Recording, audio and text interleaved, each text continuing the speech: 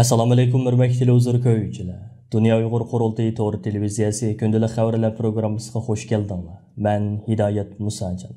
Hammanglarning mush vaqtda xayrlik bo'lsin. Aziz ko'ruvchilar, tuvanda diqqatinglar bugungi xabarlar programmasining tafsilotida bo'lsin. Fransiya prezidentlik ishxonasining e'lon qilgan axborotida ko'rsatilishicha 16 fevral kuni Fransiyaning prezidenti Macron Xitoyning davlat raisi Xi Jinping bilan telefon orqali ko'rishganda Yevropa ittifoqining Xitoy hukumatining xalqaro amgak tashkilotining barliq ahdnomasiga to'liq imzo qo'yishi. Bo'lib buning tarkibidagi majburiy amgakka qarshi turish ahdnomasiga amal qilishni umid qiladiganligini bildirgan. Shuning bilan birga Macron yana o'zlarining Sharq Turkiston masalasiga yaqindan diqqat qilayotganligini bildirgan. Macron yana Xi Jinpingdan Uyg'ur irqiy qirg'inchiligini qabul qilgan Litvaga yurgizgan jazo va embargo qarorlarini bekor qilishni talab qilgan. Ammo Xitoy matbuotlarida bu vaqtdagi mazmunlar faqat tilga ilinmadi va Fransiya bilan Xitoy o'rtasidagi savdo miqdorining 80 milliard Amerika dollariga yetganligi bayon qilindi. Bu yil 20 yanvar kuni Fransiya parlamenti Xitoyning Uyg'urlarga yurgizayotgan bostirishini irqiy qirg'inchilik deb jakarlagan. Shuning bilan Fransiya, Amerika, Angliya, Kanada, Gollandiya, Belgiya, Chexiya va Litvadan keyin Xitoyning Uyg'urlarga yurgizayotgan bostirishini irqiy qirg'inchilik deb jakarlagan 8-davlat bo'lib qolgan edi. Yevropa ittifoqi Xitoyning Uyg'urlarga yurgizayotgan jazo lagerlari va majburiy emgak tuzumi sababli Yevropa ittifoqi bilan Xitoy o'rtasida birlikka kelingan o'zaro mablag' selish anglashmasini to'g'rilib qo'ygan. Shundaqla atalmish Uyg'ur Avtonom rayonlik partiyasining sobiq sekretari Chin Chuangu qatorliq bir qism amaldorlarga embargo yurgizgan edi. Mustabid Xitoy hokimiyatining Uyg'urlarga qaratgan madaniyat qirg'inchiligi yuqori pallaga ko'tarilgan. Ko'plagan moyir san'atkorlarimiz turma va jazo lagerlariga qamalgan. Uyg'urlar Xitoyning an'anaviy kiyimlarini kiyib, changchila o'ynashga, atalmish Junxo madaniyatini qabul qilishga majburlanayotgan bir paytda, chet ellardagi Uyg'ur qarindoshlarimiz 2022-yillik Navro'z bayramini mo'l mazmunli san'at numurlari bilan kutib olish orqali Xitoyning Uyg'urlarga yurgizayotgan madaniyat qirg'inchiligini yana bir qaytim dunyo jamoatchiligiga xotirlatishga hozirlanmoqda. Bundan 20 yil burun elga to'nilgan dangliq san'atkorlarimizdan marhum Kurash Ko'san va Oblimi Tursun apandilar Germaniyaning Myunxen shahrini markaz qilgan holda Yevropada Navro'z nomli san'at faoliyatini boshlatgan edi. Dunyo Uyg'ur qurultiyi madaniyat komiteti, Qurultay yoshlar komiteti, Qurultay ayollar komiteti va Germaniya Uyg'ur ma'arif va madaniyat birligi 3-oyning 20-kuni Myunxen shahrida Yevropada Navro'z nomli cho'ng tipdagi madaniyat san'at faoliyati o'tkazishga hozirlanmoqda. Dangliq san'atkorimiz Oblimi Tursun apandimning bevosita rejissorligida o'tkaziladigan bu yillik Navro'z faoliyatida asosliqi Germaniya Uyg'ur ma'arif va madaniyat birligi tarkibidagi Uyg'ur maktabining o'quvchilari, Germaniya va Yevropadagi bir qism yosh san'atkorlarimiz mahorat ko'rsatdi. Navro'z faoliyatida yana Xitoyning turmalarida, jazo lagerlarida tutib turilayotgan san'atkorlarimizning ahvoli tunishtirilgan va Xitoyning Uyg'urlarga yurgizayotgan irqiy qirg'inchilikka gavdalantirilgan rasm ko'rgazmasi ochiladi. Xitoyning madaniyat qirg'inchiligi namoyon qilingan dramalar o'ynab chiqiladi. Bundan 20 yil burun marhum Kurash Ko'san apandi bilan birga Myunxen shahrida Yevropada Navro'z nomli faoliyatni boshlatgan va hozirga qadar butun Navro'z faoliyatlariga san'at jihatdan yetakchilik qilib kelayotgan elga to'nilgan san'atkorimiz Oblimi Tursun apandim bugun istansimizning maxsus ziyoratini qabul qilib mundoq dedi. Assalomu alaykum aziz qarindoshlar.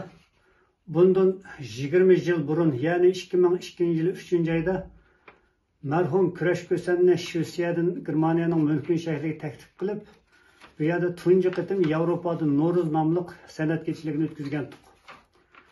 Marhum Kurash Ko'san bilan o'tkazilgan san'at kechiligimiz ayni vaqtda nihoyatda qizg'in qarshi elinishib, bak yaxshi o'tgan bir faoliyat bo'lgan.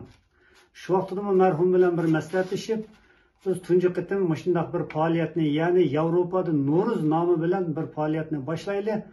Mushu asosda balkim kelajak avlodlar, kelajakda yana davomli mushu Yevropada Navro'z ismi bilan Navro'zni elib berib, faoliyat elib berib, buningdan keyin texnik jonlanishi mumkin degan orzu umidlar bilan 20 yil burun biz bu boshlagan. Endi biz o'ylagandek jonlanib, o'ylagandek maqsadga yetilmagan bo'lsa-mu, Allohga shukr, hozircha bu qarliqda yana Yevropada Navro'z ismi bilan bu faoliyat elib kelinyapti. Endi bizning orzu umidlarimiz vatanda bo'lsa mümkünçilik yok. Hazır meşrep degan nom, Navro'z degan nom va boshqa bizning örf-odat, qoida usulumizga mos keladigan shu asos shakllangan ism nomlar asosan yo'q qilib o'tilib bordi. Bo'libmi bu meşrep va Navro'z degan ismlar Xitoylarga nisbatan bir reaksiya beryapti. Shunlashqa endi moyoqlarda imkon bo'lgandan keyin biz yana davomli mush Yevropada Navro'z ismi bilan har qaysi davlatlarda yashayotgan qarindoshlarimiz o'zining bor imkon sharoitlari bilan mush faoliyatni uyushtirib, tashkillab, madaniy faoliyat, müzik, san'at, har xil aqliyat, so'zlar, she'r, maqolalar bilan jonlantirib, shunday bir faoliyatni elib berishni umid qilaman. Shu vaqtda biz kurash bilan elib vaqtida mana bir nusxa qo'limda qilib qolibdi. Yevropada No'roz san'at kechiligi deb bunun qo'ygan shuarimiz ana yurting omon bo'lsa, rang ro'ying samon bo'lmas deb bu shuarni o'tirib qo'yib, shu asosda san'at kechiligini ep bo'lgan. Shuningdek keyin kurash ko'san orliqdan 3 yil o'tgandan keyin vafot bo'lib ketdi. Onun qoldirgan asarlar shu vaqtda bizga bergan ta'siri, shu kechilda o'rilgan ilg'or shunday mazmundagi asarlari bizga yod xotir bo'lib qoldi. Shunlashqa buningdagi qarindoshlarimizninki yana davomli shu Yevropada No'roz san'at kechiligini ep berishini umid qilaman. 16 fevral kuni Sharq Turkiston vaqfisining qurg'uchi a'zolaridan biri Uyg'ur general marhum Mehmet Rıza Bekinning vafot bo'lganligining 13-yilligi munosabati bilan Istanbulda faoliyat olib berayotgan Sharq Turkiston vaqfisi va ko'p sonli Uyg'ur ijtimoiy taratqular orqali uni aslidi va uning Uyg'ur davosiga qo'shgan tuhfasiga yuqori baho berdi. 1925-yili Xotanda dunyoga kelgan.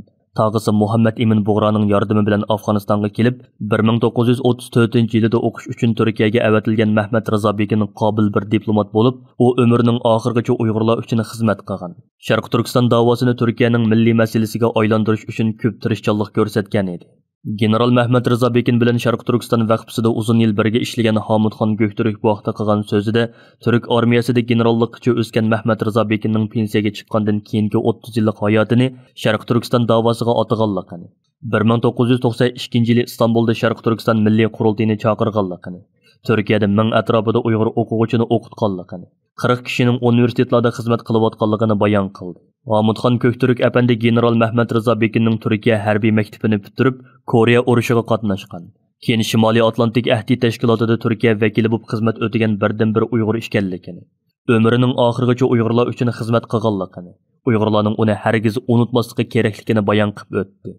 Dünya Uyg'ur qurultayining raisi Dolqun Aysa apandi bu vaqtda qilgan so'zida general Mehmet Rıza Bekinning 20-asr Sharq Turkiston mustaqillik ko'rishiga zo'r tuhfa qo'shgan unutilmas shaxsiyat ekanligini, Dünya Uyg'ur qurultayining qurilishiga zo'r tuhfa qo'shganligini bayon qildi. General Mehmet Rıza Bekin 1996-yili Germaniyaning Myunxen shahrida chaqirilgan tunji navbatlik Dünya Uyg'ur yoshlari qurultayiga qatnash orqali o'zining Uyg'ur yoshlariga bo'lgan qo'llashini ifoda qilgan. Keyin Dünya Uyg'ur qurultayining umumiy yig'inlariga vakil bo'lib qatnashgan edi. Marhum general Mehmet Rıza Bekinning eng muhim xizmatlaridan biri Uyg'ur o'quvchilarni o'qitish edi. U 1980-yildan 2010-yilgacha bo'lgan oraliqda ko'p sonli Uyg'ur o'quvchilarni o'qitgan bo'lib, hozir bu o'quvchilar Turkiyaning har qaysi universitetlarida xizmat qilmoqda. Marhum Mehmet Rıza Bekin 1925-yili Xotanda tug'ilgan. 9 yosh vaqtida oilasi bilan birlikda vatanidan ayrilgan. U Turkiya quruqliq armiya maktabini oliy natija bilan bitirgan. 1950-yillarda Turkiya qo'shinida Koreya urushiga qatnashgan. Marhum Amerika va Germaniya qatorliq davlatlarda Turkiyaning harbiy va istixborot xizmatlarini ishlagan. U Shimoliy Atlantik ahdi tashkilotida vazifa o'tagan. 1985-yili Turkiya armiyasidan general unvoni bilan pensiyaga chiqqan. Marhum 1990-yillardan keyin Sharq Turkiston milliy qurultayi, Sharq Turkiston vaqfisi qatorliq tashkilotlarda rais, muavin rais va faxriy rais bo'lib vazifa o'tagan. Marhum bundan 12 yil burun Turkiya vaqti kech soat 8 dan 35 minut o'tganda Anqarada ko'z yumgan edi. 16 fevral kuni Amerika poytaxti Washingtondagi nopuzliq aql markazlaridan biri bo'lgan Atlantik kengashi doklad e'lon qilib, Dunyo bankisining bir tarmoq shirkatini Sharq Turkistonda hukumatning Uyg'ur va boshqa musulmon millatlarni bostirishiga ishtirok qilgan 4 Xitoy shirkatini qarz pul bilan ta'minlab, o'zining bu jihatdagi o'lchamiga xiloflik qilish bilan ayblagan. Bu Dunyo bankisining tunji qitim Xitoyning Sharq Turkistondagi programmalarga qarz berib, rayondagi bostirishlarni ko'zda tutmaslik bilan ayblanishi emas. Dunyo bankisi ilgari Sharq Turkistondagi 4 kasbiy texnika maktabiga 50 million dollar qarz pul berish bilan ayblanib, 2019-yili bu programmani bekor qilganligini bildirgan edi. Dokladda ko'rsatishicha, Dunyo bankisining qarmog'idagi xalqaro moliya shirkati 2019-yili Xitoyning Qinguang biotexnologiya guruhi, Loto guruhi, Asr Quyosh nuri guruhi va Jiotong dorigarlik guruhi qatorliq 4 shirkatiga 486 million dollar qarz bergan bo'lib, bu shirkatlar Xitoyning Sharq Turkistondagi kishilik huquq tafsandachiligi va muhit buzg'unchiligiga aktiv qatnashgan ekan. Dokladda ular erishgan dalillar bu shirkatlarning Sharq Turkistondagi majburiy emgak, davlat homiyligidagi majburiy yer tortib olish yoki uningdan foydalanganligi, osonlik millatlarning kompartiyaga qasam berishni talab qilish va ming yuvish programmalariga bevosita qatnashganligi ta'kidlangan. Shundaqla doklad yana ishga qabul qilishda oshkora irqchilik va kamsitish ilib borganligi, osonlik millatlarning xatarlik ishlarga solganligi, muhitga buzg'unchilik qilib, yerlik millatlarga ta'sir qilganligi, madaniyat meroslariga buzg'unchilik qilganligi va xalqaro moliya shirkatining o'lchamlarini ijro qilmaganligini oshkorlab berganligini bildirgan. Angliyadagi senzura ko'rsatkichi nomli tashkilot dunyoning har qaysi joylaridagi fikr erkinligini, erkin munozirani tashabbus qiladigan va fikr erkinligining cheklamaga uchrash ahvolini kuzatib tadqiq qiladigan organ bo'lib, ular 10-fevral kuni Xitoyning uzun qo'li, Yevropadagi Uyg'urlarning jimiqtirilishi nomli doklad e'lon qilib, Xitoy hukumatining chet ellardagi Uyg'urlarni qanday qilib o'z iskanjisiga ilishga urinayotganligiga diqqat tortdi.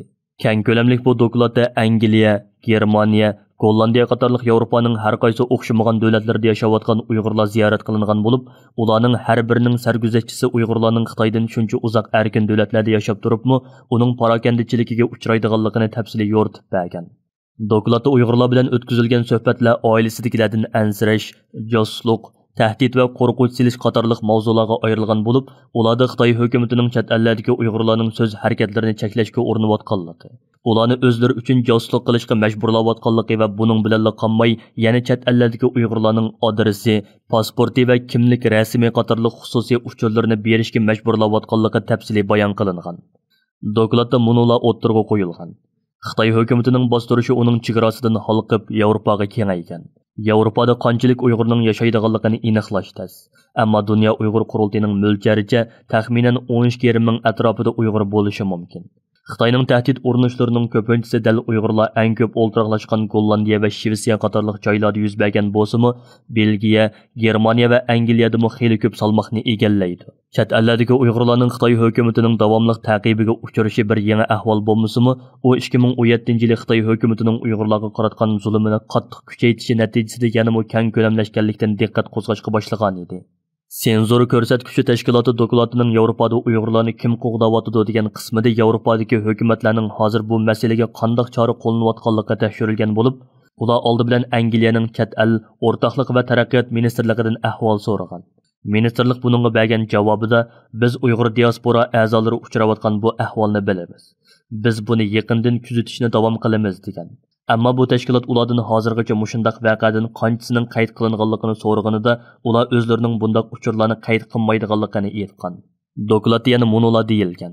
Qabul qilish tas bo'lsa-mu, biroq nurg'un Uyg'urlar hukumatlarning haqiqiy ma'nili qo'llashi va harakatidan umidsiz holda davomli tahdidga uchirmoqda. 2021-yili erkin demokratik davlatlardagi Uyg'urlarning taxminan 66% o'zlari yashayotgan davlatlar hukumatlarini bu tahdid va parokandichilikka astoydil muomala qiladi deb qaramaydiganligini aytdi. Hurmatli ko'ruvchilar, yuqorida Dunyo Uyg'ur qurultiyi to'g'ri televiziyasi kundalik xabarlar programmasida diqqatingizga sundiq. Keyin qitimliq programmamizni ko'rishaylik. Ko'rishga omon bo'lgaysizlar. Xayr xo'sh.